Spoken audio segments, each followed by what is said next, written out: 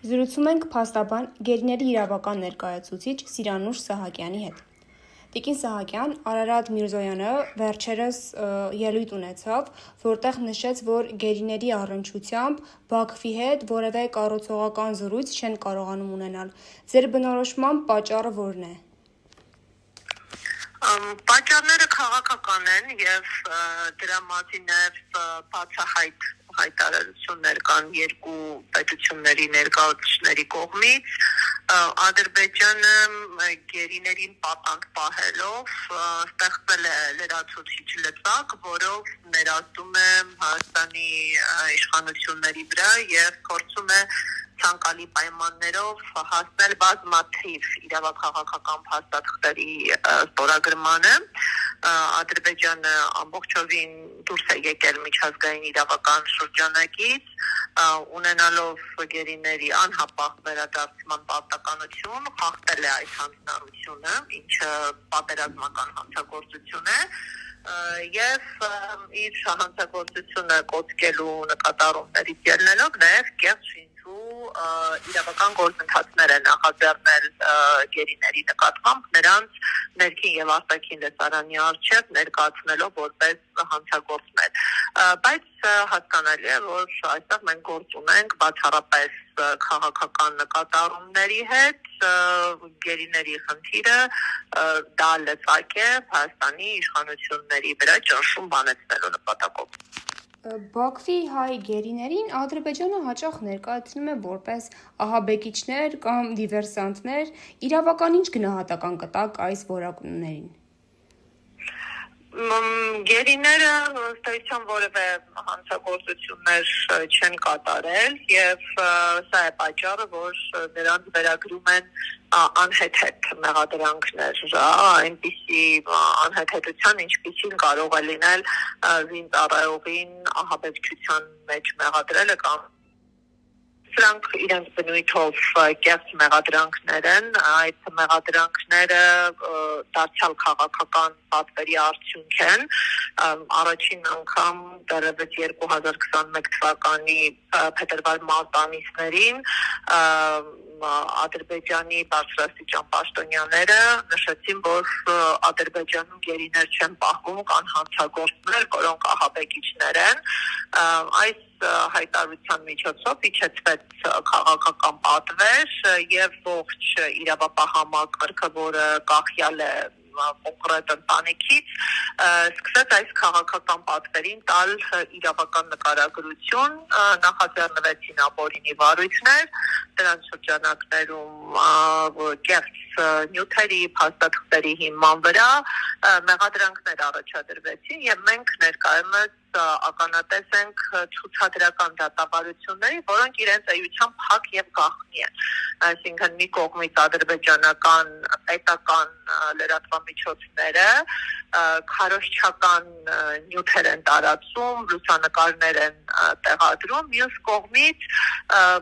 փաստաբանները զրկված են գործի նյութերին ծանոթանալու հնարավորությունից, անկախ դիտորդները, դիվանագիտական ներկայացուցիչները եւ հանրության անկախ անդամները զրկված են դատական նիստերին ներկա գտնվելու հնարավորությունից։ Եվ այս դատավարությունների միջոցով ադրբեջանական իշխանությունները նախ խորացնում են հայերի նկատմամբ ատելությունը, խտրականությունը, նպաստում են այդ քաղաքականության շարունակական արմատավորմանը,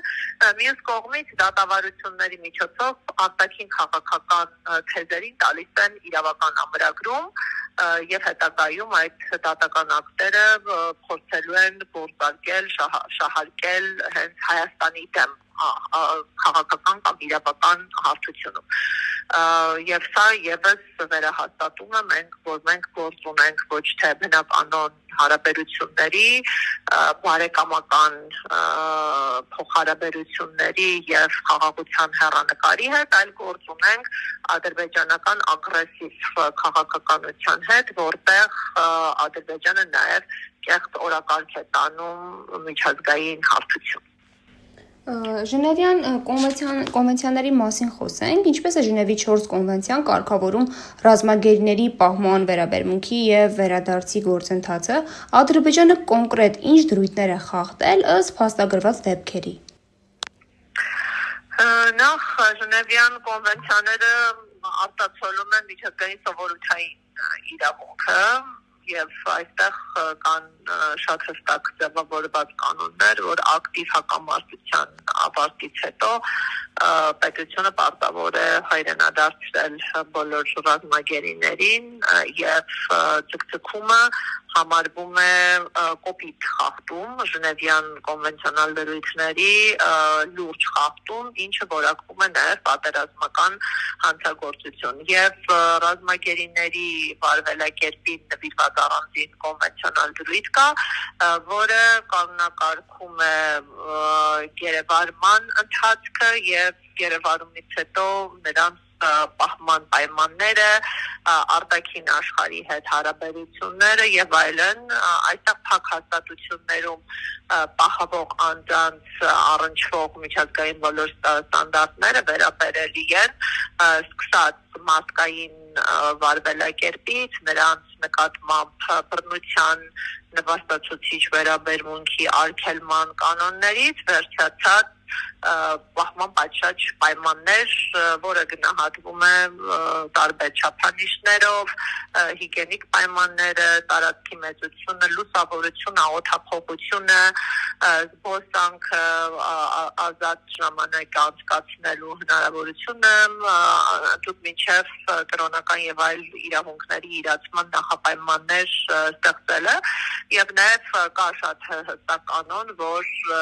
հանդրության հետաքրքրասիրությունների տիրույթից դուրս պետք է պահվեն ռազմագերիները, հաշվի առնելով, որ կոնֆլիկտային երկրներում կա նաև ազգամիջյան լարում եւ սա կարող է շատ խոցելի վիճակի մեջ դնել ռազմագերիներին, բայց այս տարական կանոնն էլ Ադրբեջանը մշտապես խախտել եւ խախտում է, օրինակ բազմաթիվ գերիներ Ադրբեջանի բեմականացված սցենարով ինտերվյուներ են տվել լրատվամիջոցների կամ օրինակ հարցաքննությունների հատվածներ հրապարակային են դարձել եւ մենք նաեւ տեսնում ենք թե այս դատավարությունների շրջանակում կրկին ոնց են հայ պատաններին նկատմամբ ձևավորում լրացուցիչ հանրային հետաքրքրություն եւ դրանով խորացնում են հայերի հանդեպ ապելությունը։ Գոյություն ունեն անհատական դատական պաշտպանության հնարավորություններ։ Այսպիսով կարող են գերեվարված անձինք կամ նրանց ընտանիքի անդամները դիմել Մարդու իրավունքների եվրոպական դատարան ու եթե այո, ինչպիսի նախապայմաններ են պետք դիմումի համար։ Նման ընթացակարգեր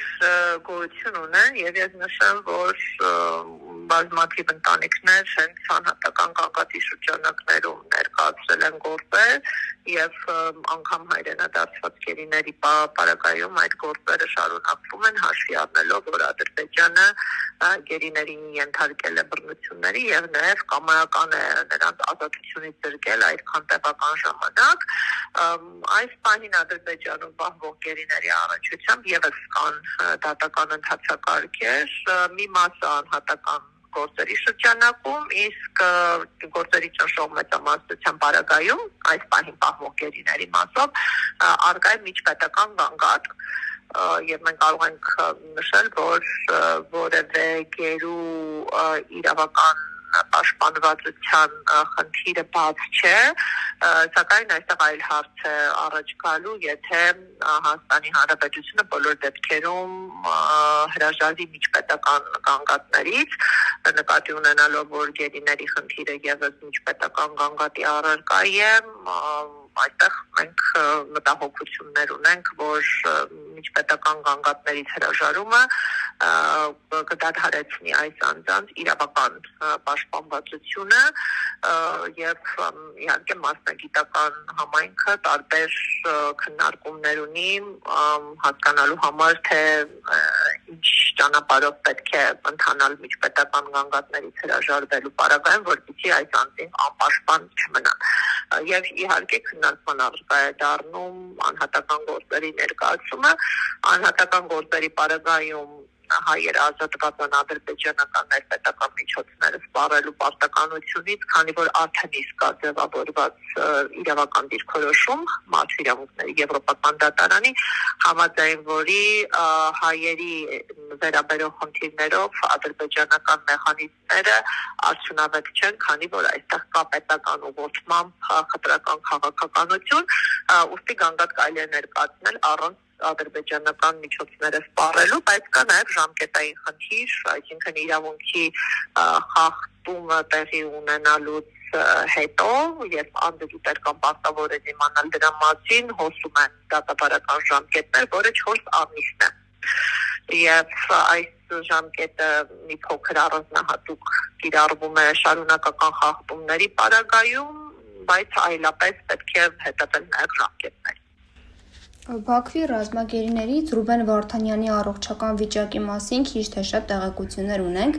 իսկ դուք ինչ կասեք, մնացած ռազմագերիները ինչ վիճակում են։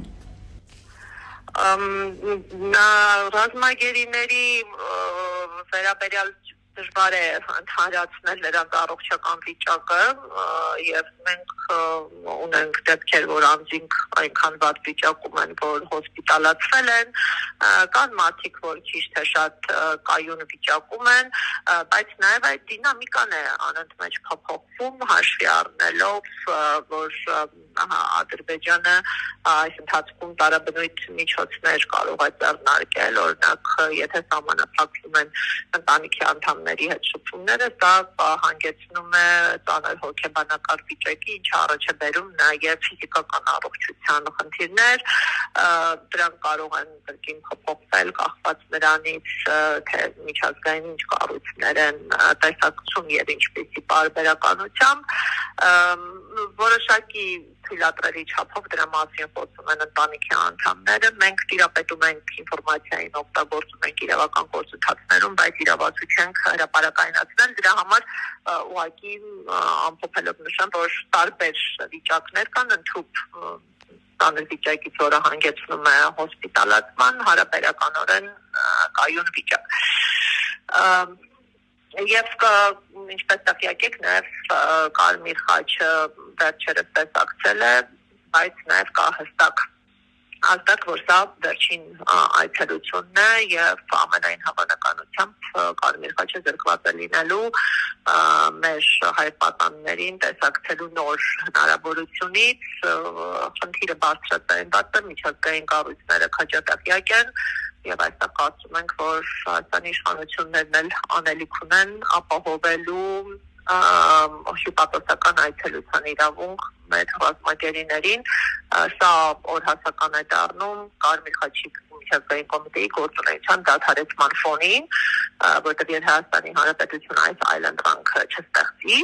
որի իրական հնարավորությունը ունի, մեր հայ պատանները հայտնվելու են ամբողջական մեկուսացվածության մեջ, իսկ մեկուսացումը ինքնին խոշտանգումներ ծնող գործոն է եւ այդ խոշտանգումների հետքերը թաքցնող նախապայման է,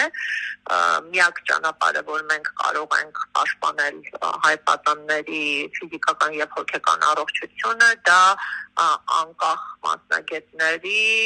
դիտորդների, միջազգային կառույցների, ներկայացուցիչների պարբերական այցելություններն են։ Եկեք շարունակենք խոսել պետության իրավական քայլերի մասին։